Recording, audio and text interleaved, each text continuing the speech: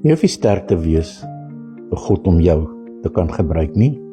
Dis juis in jou swakheid waar sy krag deurbreek.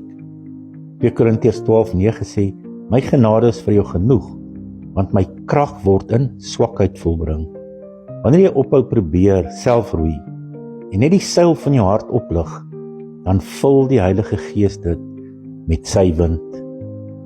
Onthou, die wêreld sê wees sterk. God sê wees stil en ontdek dat ek jou krag is. Psalm 27 vers 1 sê, die Here is my lig en my heil. Vir wie sou ek vrees? Ware vrede kom nie wanneer alles regloop nie, maar wanneer jy leer om in God se teenwoordigheid te rus. Die vrede van God sal julle harte en julle sinne bewaar in Christus Jesus, sê Filippense 4 vers 7.